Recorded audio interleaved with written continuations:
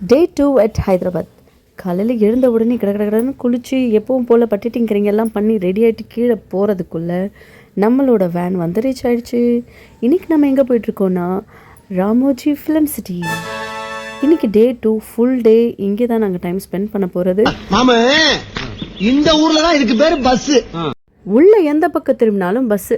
நீங்கள் எந்த பஸ்ஸில் வேணும்னாலும் ஏறலாம் இறங்கலாம். எந்த லொக்கேஷன் வேணுமோ அங்கே போய் நீங்கள் பார்க்கலாம். உள்ள ஒரு நாள் ஆக்சுவலாக பத்தாது.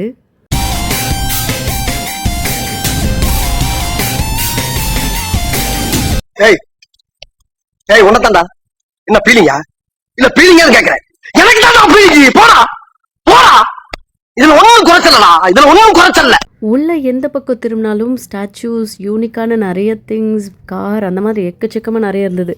ஒன்று விடாமல் எல்லாத்துலேயும் ஃபோட்டோ எடுத்தாச்சு.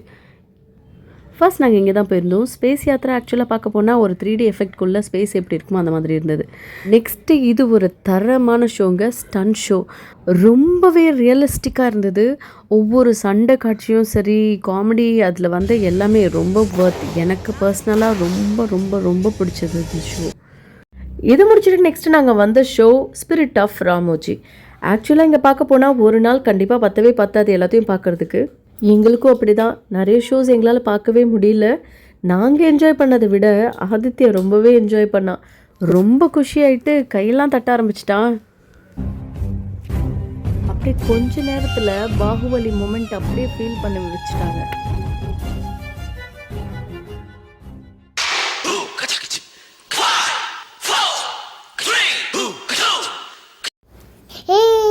ஃபேவரட் பிளேஸ் வந்தாச்சு.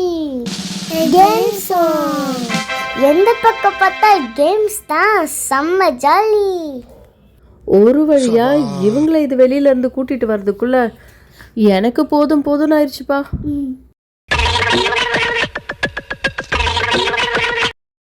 நெக்ஸ்ட் பஸ்ல ஏறி அப்படியே ஒரு ஸ்டூடியோ டூர் காமிச்சாங்க.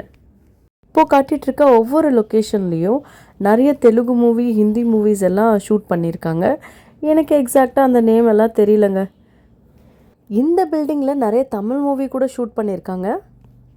நெக்ஸ்ட்டு வர லொக்கேஷன் பார்த்திங்கன்னா உங்களுக்கு மோஸ்ட்டாக எல்லாருக்குமே தெரியும், கங்குபாய் மூவி எடுத்திருக்காங்க.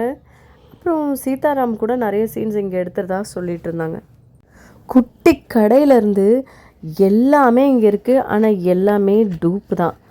75% ஆஃப் த திங்ஸ் இங்கே இருக்கிறது எல்லாமே டூப். 25% மட்டும்தான் நிஜமான பில்டிங். அதோ தெரியுதில்ல, அந்த மலைக்கு மேலே தான் பாகுபலி கட்டப்பா சீன் எடுத்திருக்காங்க. அந்த பாறை கிட்ட தான் அந்த கிளைமேக்ஸ் சீன் எடுத்திருக்காங்க. நான் ஜெயிலுக்கு போறேன் எல்லாரும் பார்த்துக்க. எஸ், இது ஒரு ஜெயில் செட்டப். இருக்கிற எல்லாரையும் விட்டுட்டு ஏன் புருஷன் இவர் கூட மட்டும் என்ன ஒரு ஃபோட்டோ எடுன்னு ஒரே தொல்லை. காரணம் என்னவா இருக்கும்னு நினைக்கிறீங்க? காரணம், இவர் ஒரு ராஜா. இவர் பேர் தசரதர். இவருக்கு 60,000 பொண்டாட்டியாம். அடுத்து நாங்கள் வந்த இடம் பார்த்தீங்கன்னா டோட்டலாக ஒரு டிவைன் ஃபீல் கொடுத்தது.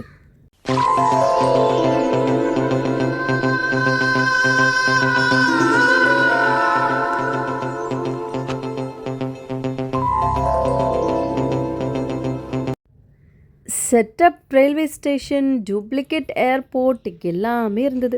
பில்டிங் மட்டும்தான் இருக்குன்னு பார்த்தா இந்த மாதிரி வெட்ட வெளி கூட இருந்ததுங்க. புஷ்பா மூவி சீன்ஸ் எல்லாம் நிறைய இங்கே தான் எடுத்ததா சொன்னாங்க.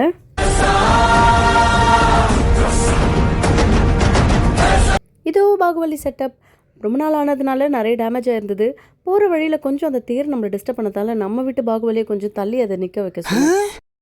கேன்டீன் சுத்தமாக வேஸ்ட்டுங்க. பாகுபலி பிரியாணின்னு சொல்லி ஆர்டிஸ்ட் பேரில் கச்சா முச்சான்னு நிறைய போட்டிருந்தாங்க. அதில் இந்த காலக்கையா மொய்ட்டோ கொஞ்சம் பரவாயில்ல. மாடு கலனி தண்ணி குடிக்கிற மாதிரி குடிக்கிறாங்களா.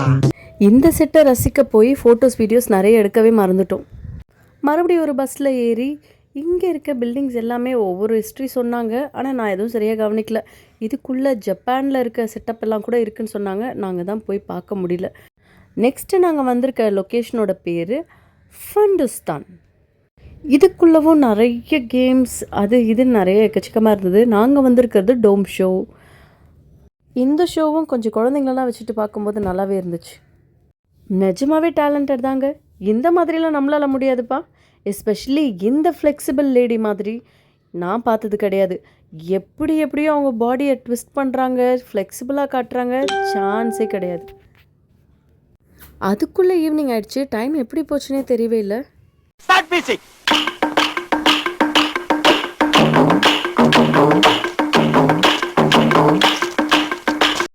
இடையில நான் ஒன்று சொல்லிக்க விரும்புகிறேங்க. என்னோடய லைஃப் ஸ்டைல் கல்யாணத்துக்கு அப்புறம் வேறு மாதிரி இருக்குன்னு சொல்லி என்னோடய ஃப்ரெண்ட்ஸ் சில பேர், ஃபேமிலி மெம்பர்ஸ் கூட நிறைய பேர் சொல்லியிருக்காங்க.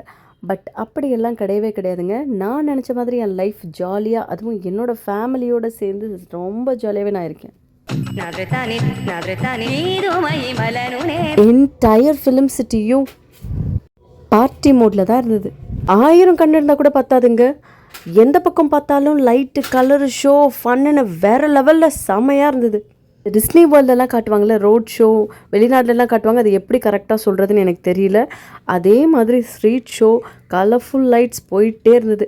இப்போ நம்ம நெக்ஸ்ட்டு எங்கே போயிருக்கோன்னா, இது சம் கார்டன். அந்த கார்டன் பேர் எனக்கு தெரியல. கார்டன் ஃபுல்லாகவே லைட்ஸ் தான். கார்டன் தானே உள்ளே போனால் இங்கேயும் விட்டு வைக்கலங்க. இங்கேயும் ஃபயர் ஷோ, வித்தியாசமான ஷோஸ்லாம் இதுக்குள்ளேயும் நடந்துட்டு இருந்தது.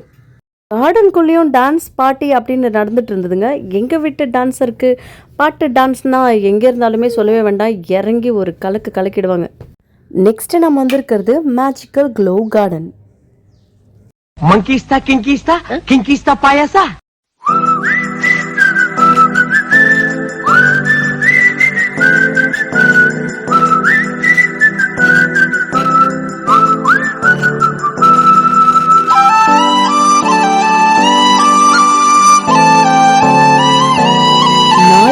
குழந்தைங்களோடவே சுற்றி ஒரு தெய்வ திருமகனாகவே என் ஹஸ்பண்ட் ஆகிட்டாருங்க.